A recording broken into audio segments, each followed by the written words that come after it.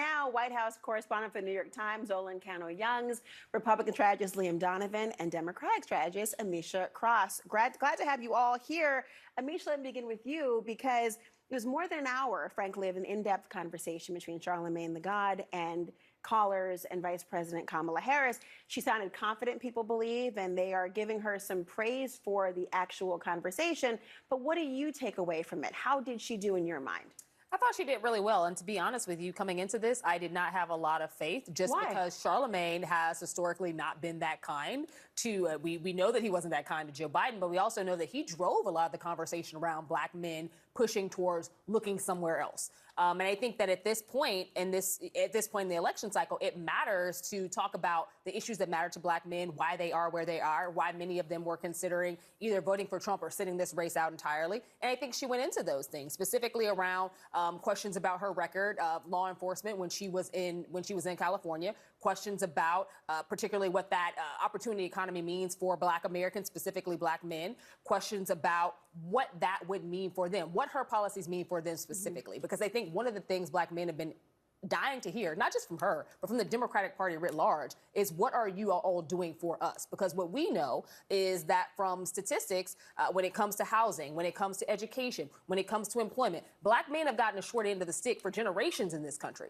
So the Democratic Party does have something that they owe this particular group because they do vote for them in large part, only a few percentage points behind black women, which is the largest demographic. So black people in general have given the Democratic Party multiple votes and have been the sizable key majority to their electoral wins for years now. So I do think that the questions that were asked were very formidable as it relates to, marijuana legislation, things like that, things that matter to the black community, but more specifically, things that black men are honing in on. Zolan, when we look at the details that were given, there's obviously the platitudes that can be said. And by the way, I want to put on the screen for a second the different media blitz that's been happening in this final stretch of the campaign with 21 days to go. I mean, look at the assortment of different interviews that are happening. You have to wonder about who the targeted audience is. Of course, last night I talked to Cedric Richmond, who is part of the campaign, and he said they're not going to concede a single voter to Trump. That's what they're trying to look at and have the whole landscape.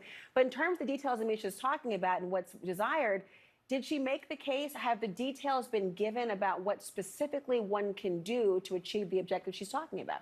I think that was definitely the attempt going into the interview. I mean, she did outline these policy proposals that she released this week that would be geared towards issuing loans to black entrepreneurs. She talked about lowering housing costs as well, which we know has fueled a lot of economic frustration in recent years. So she did present policy proposals. I mean, I was struck in this attempt to lobby black voters and specifically black men. And we know that black men have been one of the more reliable voting blocs for Democrats.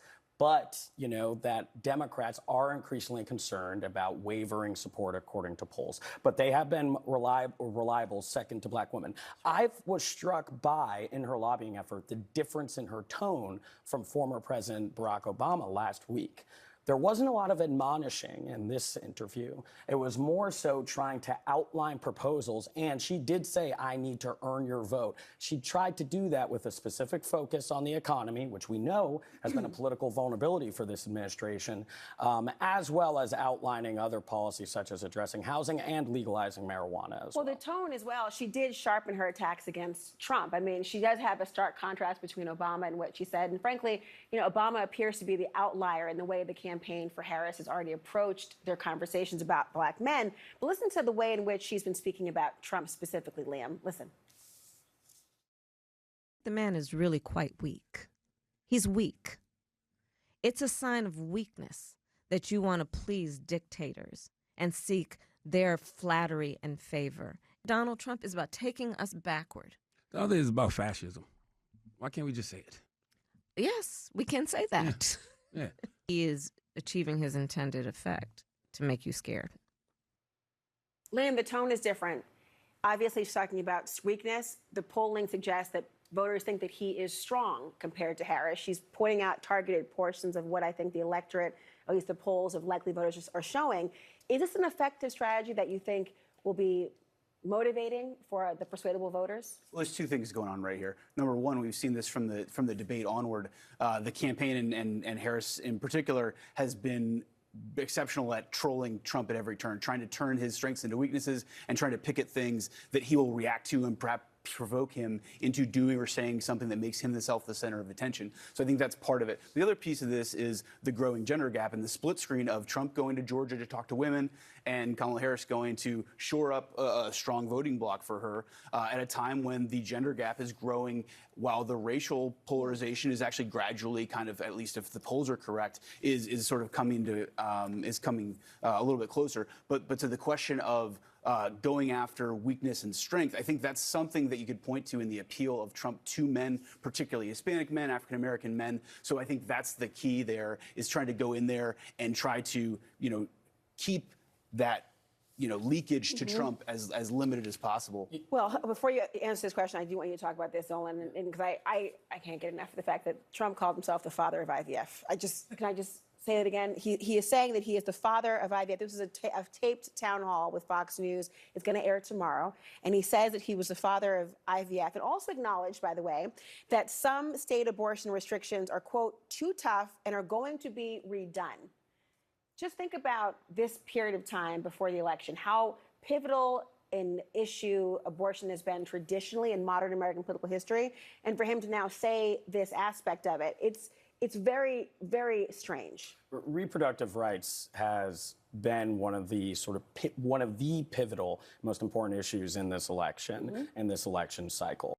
We know that Democrats also are putting an emphasis on it, and we know that Republicans, or specifically the Trump and the Trump campaign, haven't been able to have a straight answer on it, right? It really has stoked anxiety throughout Republican circles and this campaign because Ameshia of the is smirking ability about this, for by the way. Democrats to energize off of it. Right. What do you think? No, absolutely. I think that at the end of the day, what we've seen with women's reproductive rights is that Republicans have lost time and time again when it has been at the top of the ballot. They know that this is something that they are, behind the times on. And I think that for Donald Trump, even though he, with a wink and a nod, appointed people to the Supreme Court who he knew would overturn Roe, he is saying that he's going to turn it back over to the states because that somehow relinquishes power from the Fed, even though he already put people in place to destroy it. So it's created a patchwork of very dangerous things across this country where women are trying to figure out what type of money they have to put together to travel to other states, what the state will allow them to do up to including death. How long does it take you to die before they will try to save you?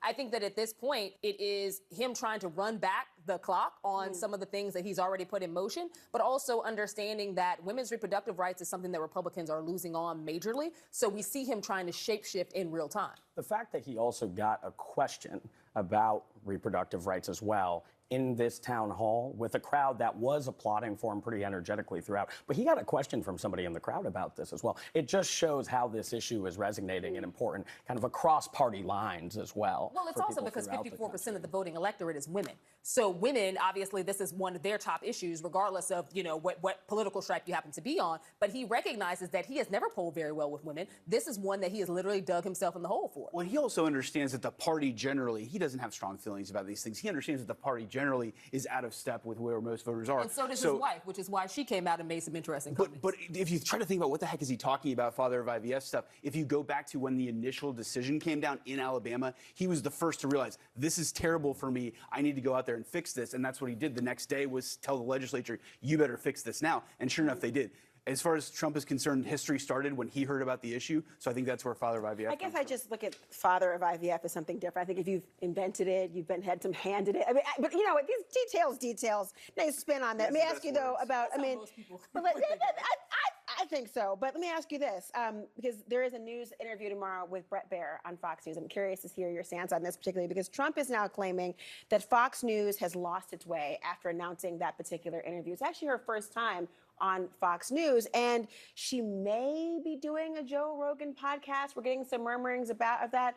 What does this say to you that she would be going on with Bret Baier? Well, I mean, all these things tell you that the campaign has determined at this point that the risks are worth taking, whether it's going on Rogan, whether it's going toe-to-toe with Baier, whether it's going into Charlemagne, and which was, there was real sparring in there.